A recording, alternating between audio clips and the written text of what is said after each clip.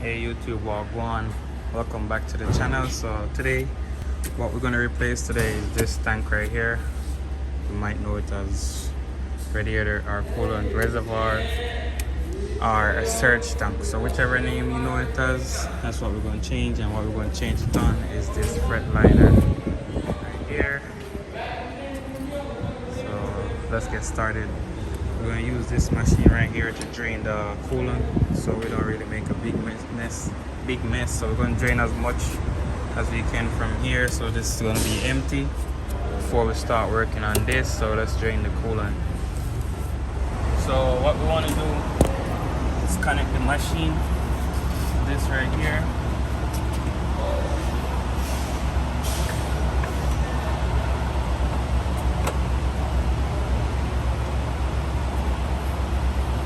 So it's connected right there, so that's good. We got to connect air to the system right here. Use air right here, so we're gonna connect that. You know, So you what? represent Danny represent DQ. DQ, Penske, you know, automotive. All right, guys. So we're gonna connect this right here. So now that's connected. We're gonna drain the tank, so we gotta make sure this is on. So that's on for flow. To drain the tank, it needs to be open, so we gotta open this, and then we're gonna hit drain. Just like that. It should be flowing in here to go in the big tank, and we can open this, and the level will start to go down.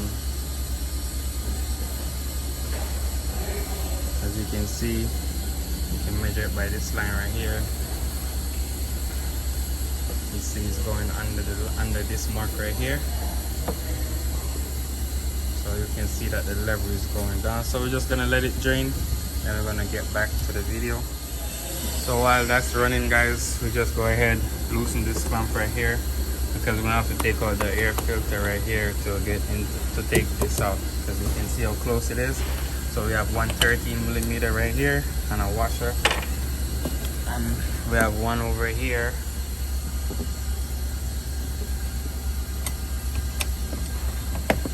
I already take them loose.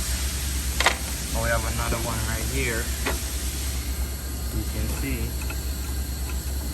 that the air filter is now loose, and it's time to just lift it up. Take it out.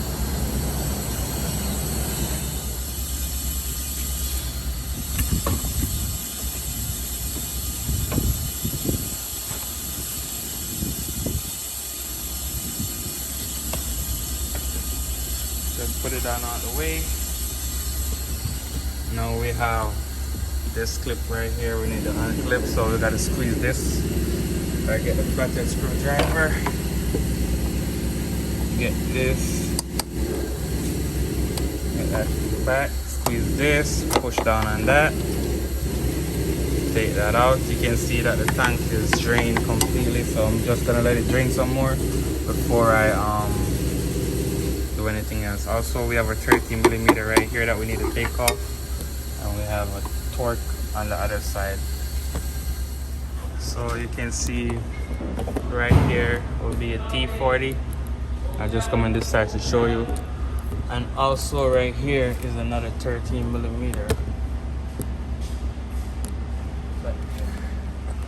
So YouTube, I must say this is new for me. It's like a clamp for the hose, but it's like heat shrink.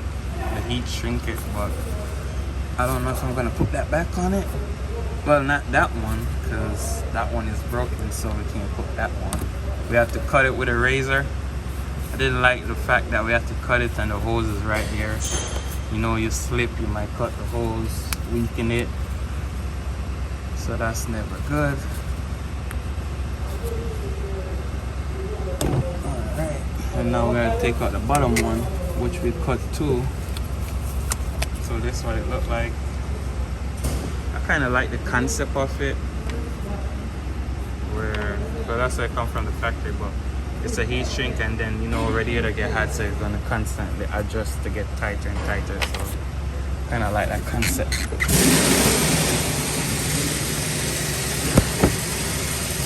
Alright, so now get that part off. Just gonna bend it, leave it right there. Now we're gonna take the tank off.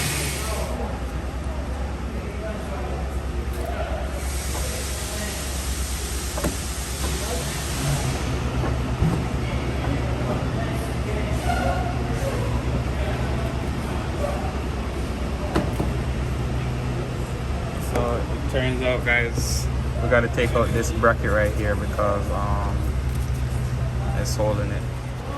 So you can see, remove this right here, just for torque screw like this. It's T40 that was there. Now the tank is ready to come out.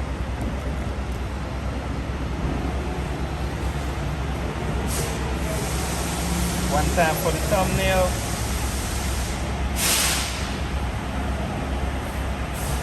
One more hose. So in the back we have a hose right here for the drain. This is just a drain stop right there. Alright, so now we take that off.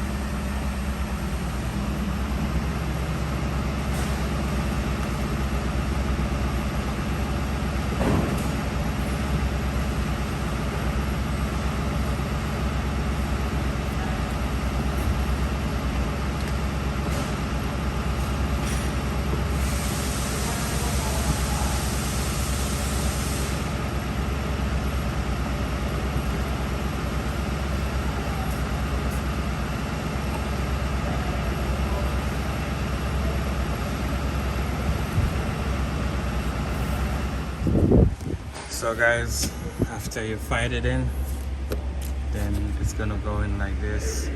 But you just gotta fight with it to get it in. So now we need to put back our clamp. I already tightened it down already. I have the screws here. One right here, and one in the back. So guys, I have everything back.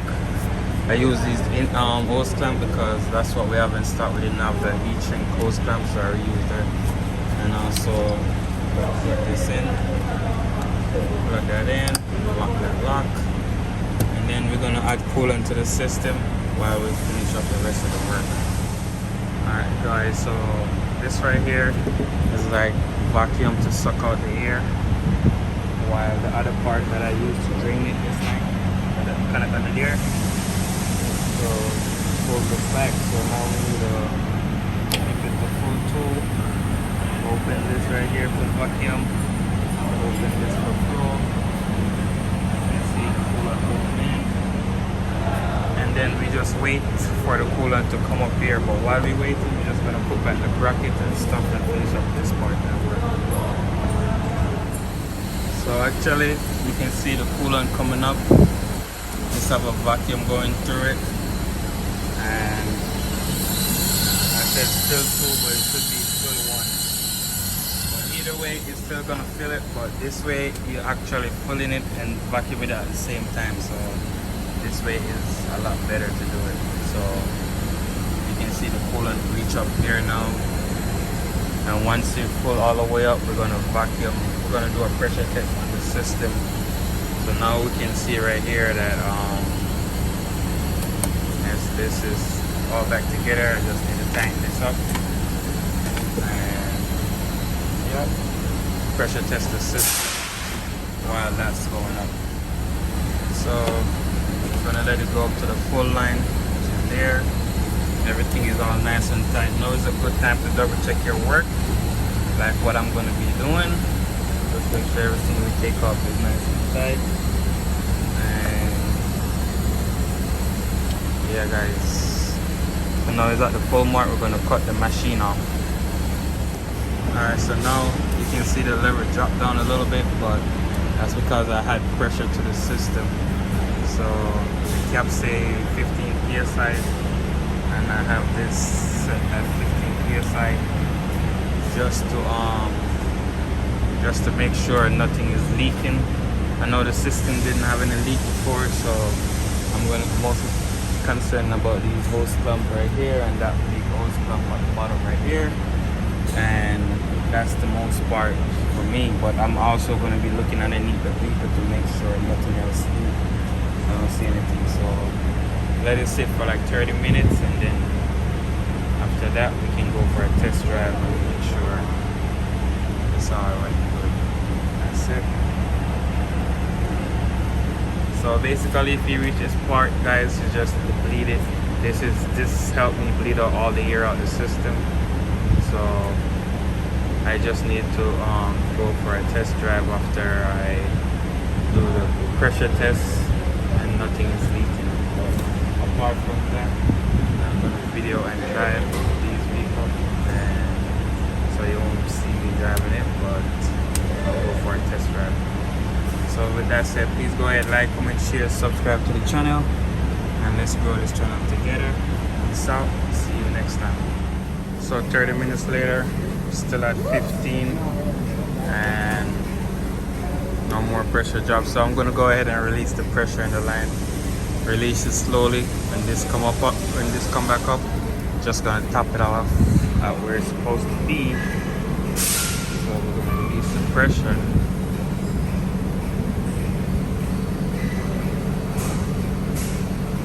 You see it's dropping now.